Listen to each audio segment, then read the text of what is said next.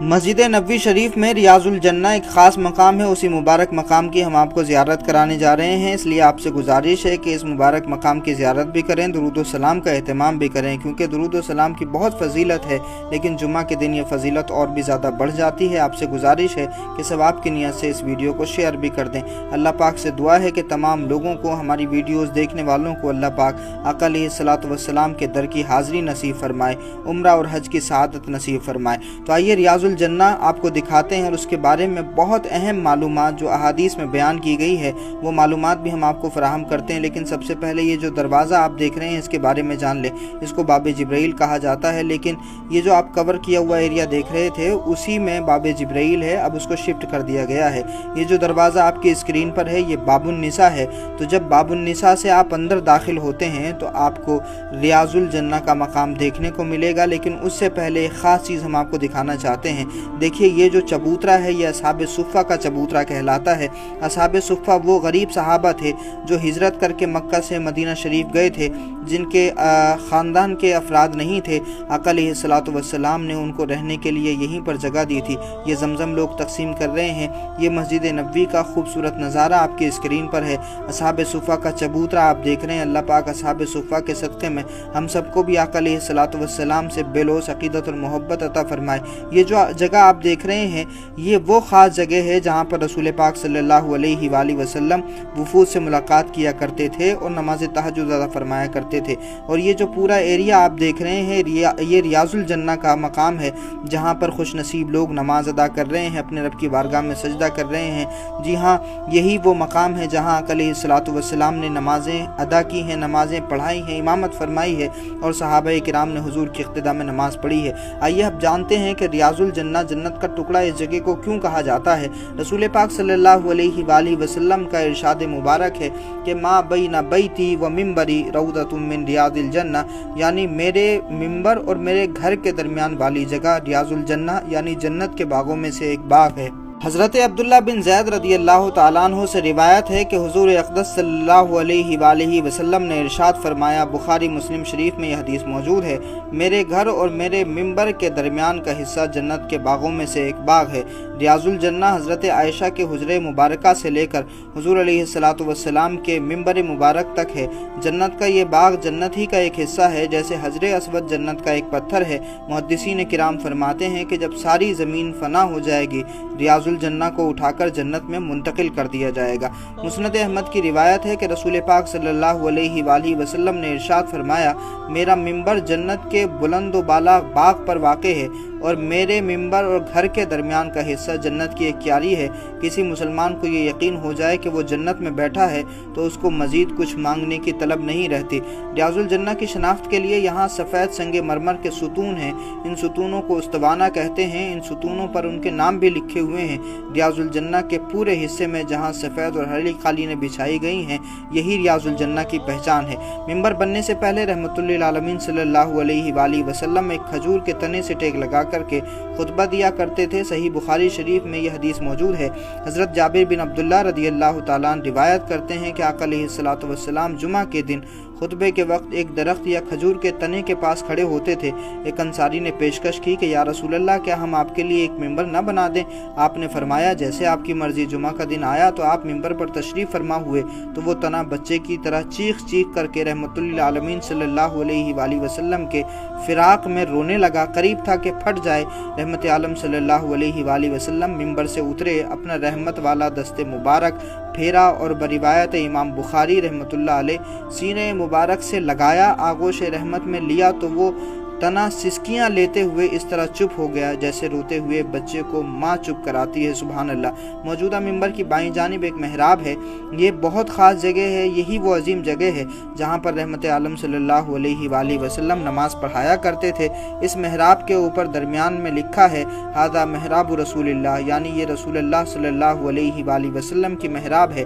اور محراب کے دائیں پائے پر لکھا ہے ھذا مصلی رسول اللہ، یعنی یہ رسول اللہ صلی اللہ علیہ وآلہ وسلم की जाए नमाज है। रिवायत में आता है कि इस जगह पर रहमतुल्लिल आलमीन सल्लल्लाहु अलैहि वसल्लम नमाज पढ़ाया करते थे। आपके दुनिया से रुखसत हो जाने के बाद में पर्दा फरमाने के बाद सैयदुना अबू बकर सिद्दीक रदियल्लाहु ताला अन्हु ने इमामत फरमाई, लेकिन आपकी जगह से थोड़ा पीछे होकर नमाज पढ़ाया करते थे कि जिस जगह रहमतुल्लिल आलमीन सल्लल्लाहु अलैहि वसल्लम के कदम मुबारक होते थे, सिद्दीक अकबर रदियल्लाहु ताला अन्हु का वहाँ सरे मुबारक पड़ता था। अल्लाहु अकबर, क्या अदब था, क्या कमाल का अदब था। जिस जगह आपका सरे मुबारक पड़ता था वो जगह बंद करा दी थी, यानी जहाँ पर हुजूर का सरे मुबारक सजदे में जाता था वो जगह बंद करा दी थी अदब की वजह से कि किसी का पाँव वहाँ ना पड़े। मस्जिद नबवी में नमाज पढ़ने का सवाब हर जगह बराबर है, मगर ये मुबारक जगह सबसे बड़ी फजीलत की जगह है। यहाँ पर नमाज की अजीब कैफियत होती है। 2 रकात की भी तौफीक मिल जाए तो अल्लाह रब्बुल इज़्ज़त का शुक्र अदा करना चाहिए। वैसे तो मस्जिद नबवी का चप्पा चप्पा आशिकों के लिए निहायत मोहतरम है, लेकिन रोज़ा रसूल सल्लल्लाहु अलैहि वसल्लम और रियाजुल जन्ना की शान बहुत बुलंद है। रियाजुल जन्ना रोज़ा रसूल से मिंबर तक 22 मीटर तवील और 15 मीटर चौड़ा है। इस हिस्से में 8 सुतून ऐसे हैं जिन्हें मस्जिद नबवी के बाकी तमाम सुतूनों से मुमताज़ कर दिया गया है। इन सुतूनों को संगे मरमर और सुनहरी मीनाकारी से मस्जिद नबवी के बाकी सुतूनों से अलग कर दिया गया है, यानी नुमायां कर दिया गया है।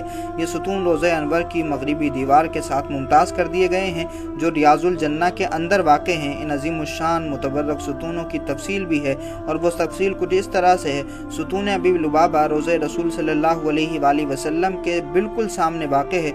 इसे सुतून तौबा भी कहा जाता है और इसका वाक़या ये है कि एक सहाबी हज़रत अबू लुबाबा रदियल्लाहु ताला अन्हु थे जो यहूदियों से मरासिम रखते थे। यहूदियों ने जब वादा खिलाफ़ी कर दी थी तो अल्लाह ने कुछ ख़ास और सख्त अहकामात नाजिल फरमा दिए थे और उन तमाम अहकामात की खबर हज़रत अबू लुबाबा ने यहूदियों को दे दी थी। जब उस बात का एहसास हुआ और रसूल पाक सल्लल्लाहु अलैहि वसल्लम ने नाराज़गी का इजहार फरमाया तो हज़रत अबू लुबाबा को बहुत ज़्यादा शर्मिंदगी हुई और वो बहुत ज़्यादा तकलीफ़ में आ गए।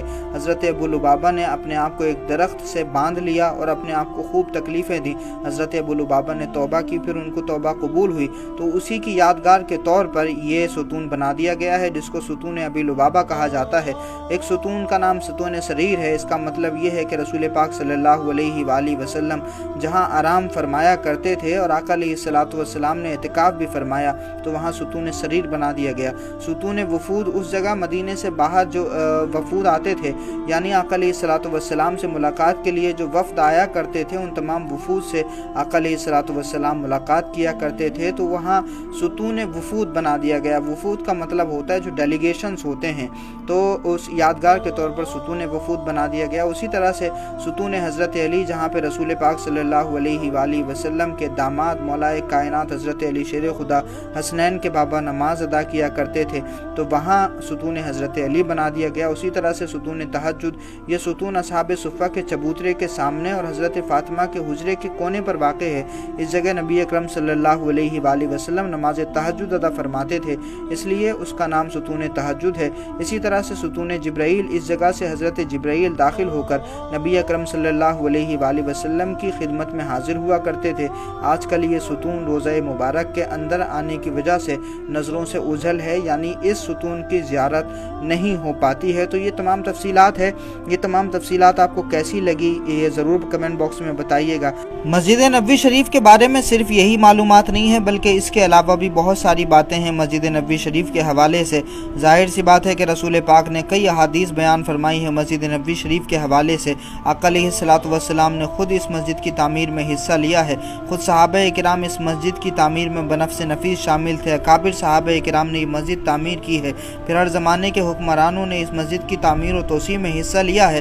तो बहुत लंबी दास्तान और तारीख़ है। तो अगर आप भी कुछ साझा करना चाहें तो वीडियो के कमेंट बॉक्स में आप अपनी मालूमात भी शेयर कर सकते हैं।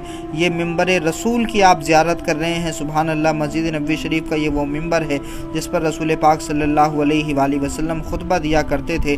अब ये डेकोरेट कर दिया गया है। ये खूबसूरत नज़ारा है मस्जिद नबवी शरीफ का।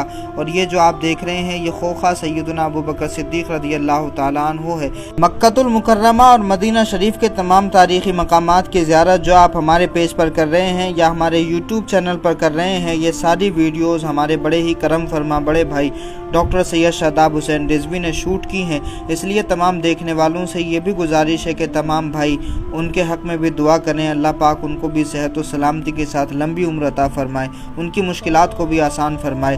اور میں بھی دعا کرتا ہوں ہمارے تمام دیکھنے والوں کو اللہ پاک مسجد نبوی میں نمازیں ادا کرنے کی سعادت نصیب فرمائے، روضہ رسول صلی اللہ علیہ وآلہ وسلم پر حاضر ہو کر صلاۃ و سلام پڑھنے کی توفیق نصیب فرمائے، آقا علیہ الصلاۃ والسلام کی بارگاہ میں کھڑے ہو کر درود و سلام پڑھنے کا موقع نصیب فرمائے۔